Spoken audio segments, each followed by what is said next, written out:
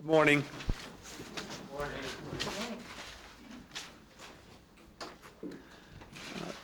I want to make a statement this morning and then turn the microphone over to the Vice President to discuss the environmental issues, and then he will take questions on the matter. Today I am announcing the creation of a White House Office on Environmental Policy, keeping a commitment that both the Vice President and I made to the American people to bring new leadership and new energy to these issues. And I am today reinforcing my intention to work with the Congress for legislation that will make the Environmental Protection Agency a part of my cabinet. We faced urgent environmental and economic challenges that demand a new way of thinking and a new way of organizing our efforts here in the White House and in the national government. This office represents in action our commitment to confront these challenges in a new, more effective way, recognizing the connection between environmental protection and economic growth and our responsibility to provide real leadership on global environmental issues. We must move in a new direction to recognize that protecting the environment means strengthening the economy and creating new jobs for Americans. And we must be ready to take advantage of the absolutely enormous business opportunities that exist both here and around the world for new environmental technologies that protect the environment and increase business profits and jobs. The days of photo-op environmentalism are over. The Competitiveness Council is closed, and so is the back door the polluters used to be able to use to get out from under our laws. This office represents our commitment to the environment and to a new, more efficient and effective way to craft policies that work. Policies that recognize that protecting the environment, strengthening the economy, promoting the global environment, and dealing with global environmental problems have all too often been relegated to the bottom of the agenda. These are policies that will renew for the American people a genuine commitment to their health, their safety, and their jobs. This office will be responsible for coordinating environmental policy. The director of the office will participate in the National Security Council, the National Economic Council, and the Domestic Policy Council, and will work with all the relevant agencies. I'm pleased to announce today that Kathleen McGinney will lead this office and its efforts. We are today changing the way government works, replacing the Council on Environmental Quality with a new office that will have broader influence and a more effective and focused mandate to coordinate environmental policy. The American people look to us to make government work better and more efficiently and more effectively for them. We are taking an important step in that direction today. The American people, our economy, and our environment will benefit as a result of this. And I'd like to say a special word of thanks to Vice President Gore for the work that he has done on this since the election. We have been working hard now for more than 2 months to determine exactly how we ought to reorganize our environmental efforts and how we could integrate the environment for the first time, really, into national security policy, national economic policy, and other domestic policies. I think we've taken a long step in that direction. I thank the Vice President for his leadership, and I turn the microphone over to him. Thank you, Mr. President.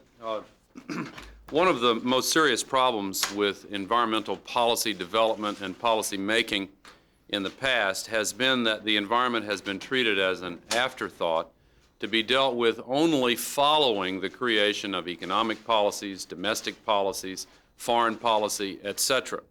This new framework will ensure that environmental considerations are brought to bear at the earliest stages in the development of every policy that the President and his staff and his cabinet look at. The new arrangement in the White House with the Economic Council, Domestic Policy Council, added to the National Security Council has already streamlined the policy development process.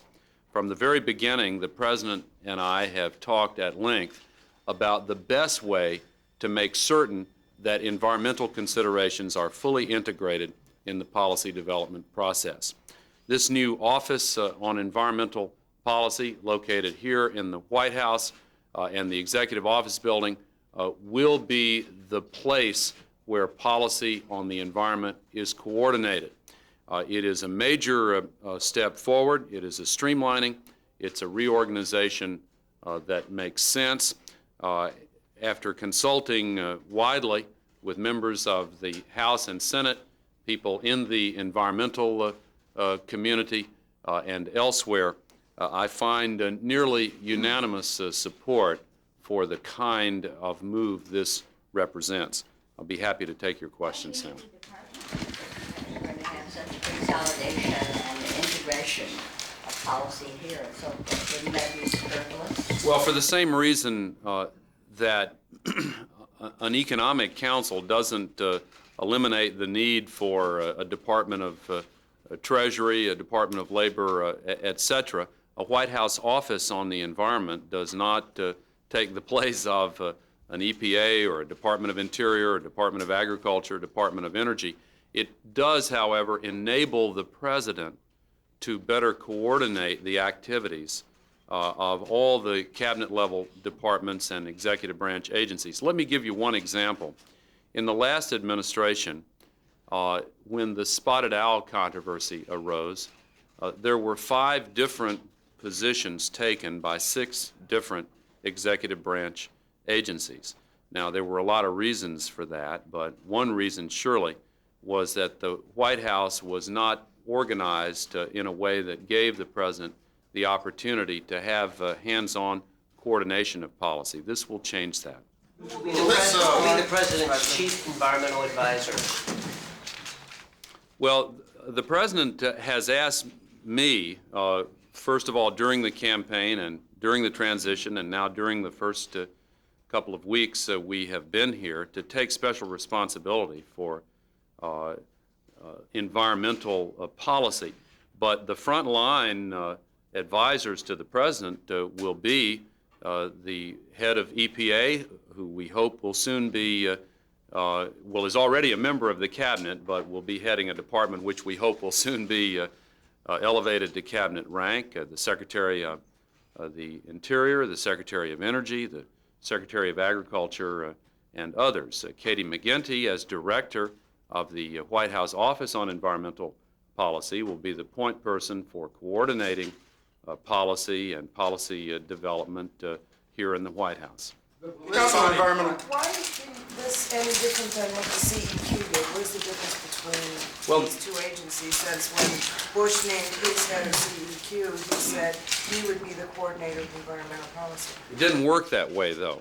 And in the last several administrations, it has not worked that way with CEQ. CEQ's not here. It's up the street. It plays not a policy development role, but an advisory role. And there are lots of good folks who have worked well at CEQ. But over the last several years, CEQ's role has become increasingly peripheral in its relationship to the policy development process. The annual report that it produces after a great deal of labor and expense every year is an excellent work product, but quite frankly, in recent years, a number of private groups have begun to put out such high-quality annual reports on environmental issues that the significance of the CEQ annual report has been diminished, not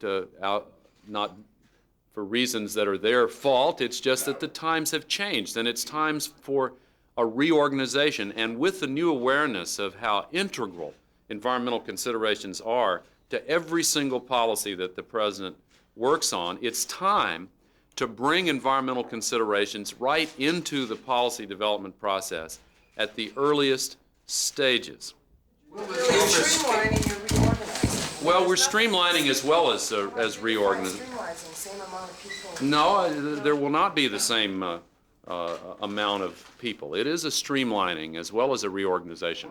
Yes. On a broader environmental question, please, what can the White House do to try to alleviate the crisis of the ozone hole? And these recent volcanoes, have they exacerbated the crisis or bought more time for the world?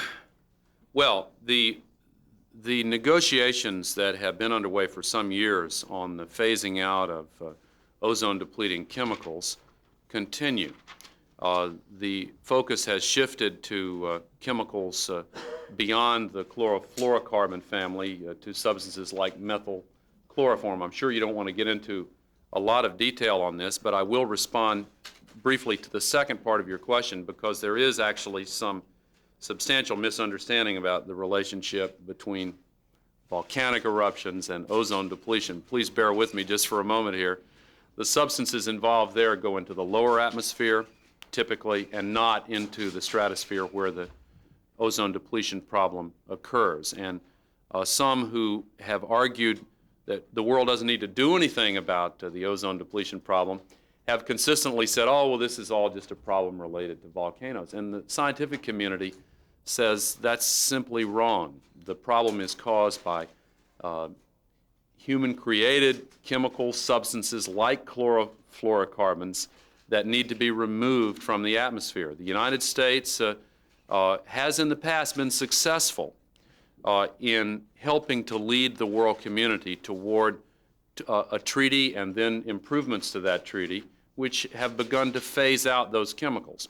We now know from new evidence that the problem is indeed even more serious than was first thought, and we need to accelerate the phase out of those chemicals.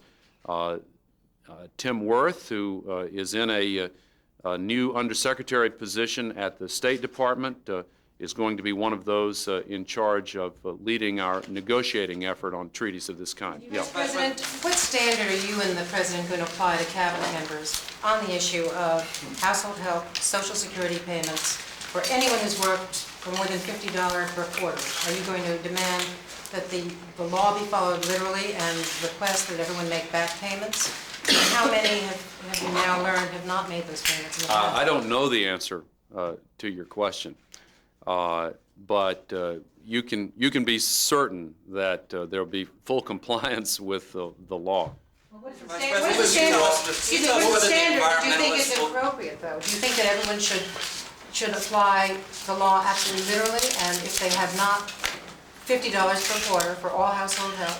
Well, what is your sense of the importance? you can be certain that the law will be complied with in all instances. Yeah. We're environmentalists, and next week's the policies to be announced next week will encourage conservation and new environmental technologies. Which policies are you? On the 17th, the economic message. Will it address? In the economic message, well, a part of the change President Clinton has brought to the White House involves a new approach to environmental policy. We promised this during the campaign. He has been following through and keeping that promise. And yes, in all the discussions of the economic stimulus package, the investment package, the job creation strategy, environmental considerations have been a part of the discussion. Will this new office review regulations before they are promulgated?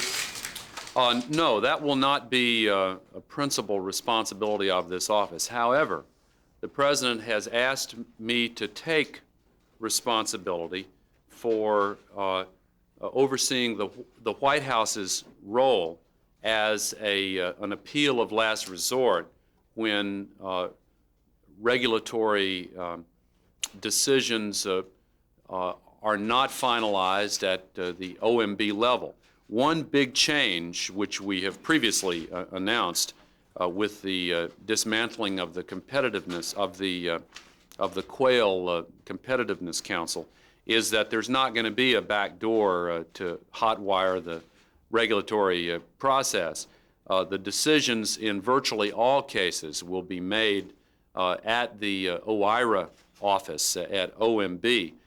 We recognize, however, that there will be exceptions where, for a variety of reasons, conflicting viewpoints have to be heard on appeal, as it were, at the White House level. And the President has asked me to take charge of that, of organizing that process. It will not be handled in this particular office. It will be handled on an inter-council, inter-agency basis. Thank you all very much. Have you finalized plans yet for a conference between Timber and environmentalists? Thank you. No, not yet, but that'll be forthcoming soon. Well, how soon? Thanks very much.